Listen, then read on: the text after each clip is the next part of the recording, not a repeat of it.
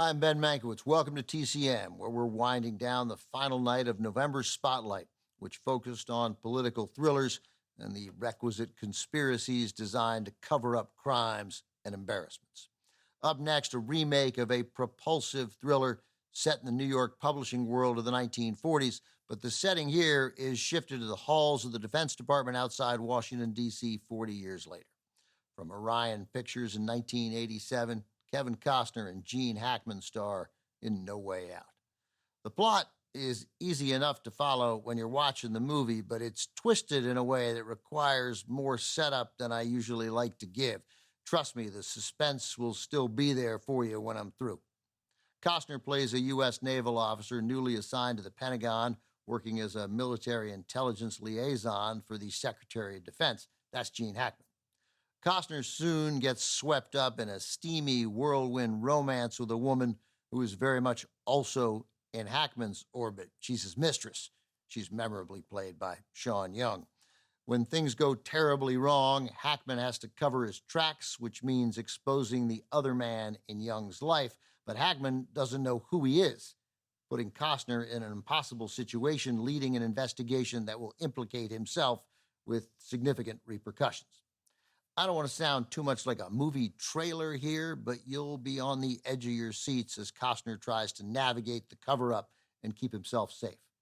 This was, for me, in 1987, one of the great thrillers of my life. I was totally caught up in this film. I remember being in the theater and hearing my heartbeat. As I mentioned, this was not an original story idea. Screenwriter and co-producer Robert Garland based it on a novel by Kenneth Fearing called The Big Clock. That was also the title of the first adaptation of Fearing's book, a film noir released in 1948 starring Ray Milland and Charles Laughton. The original movie adhered closely to the novel's story, with Laughton playing a magazine publisher inadvertently framing one of his top editors, Milland, for his own crime. Robert Garland decided to turn his updated version into a political thriller set inside the paranoia of the Cold War, but it took quite a few tries to get it produced. More on that after we see the movie. From 1987, directed by Roger Donaldson, also with Will Patton, George Zunza, Fred Thompson, and Iman. This is the TCM premiere of No Way Out.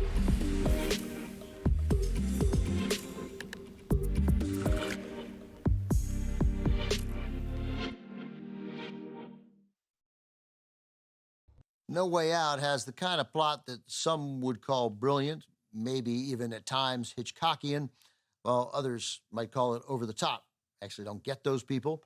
Yes, there are some movie fallbacks, some chase scenes that defy logic, certainly geographical logic if you know Washington, D.C., but that manhunt and the slow reveal dot matrix restoration of the photo that would expose Costner, that's movie tension at its best. Still, multiple film studios and television networks passed on making No Way Out, all rejecting Robert Garland's screenplay as implausible. Garland, who also co-produced the film, finally convinced Orion Pictures to greenlight the production. Turned out to be a wise decision.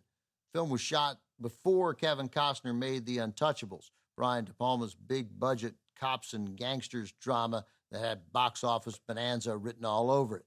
Sensing Costner's star was on the rise, Orion waited until after The Untouchables hit theaters to release No Way Out. Another smart decision. Most moviegoers seem to be okay with the story. The Guardian recently described No Way Out as a bridge between the conspiracy films of the 70s and the erotic thrillers of the 90s, with a profoundly cynical view of U.S. institutions. For film critic Roger Ebert, it passed his test for a quality thriller, which is when you stop thinking about the mechanics of the plot and start caring about the people.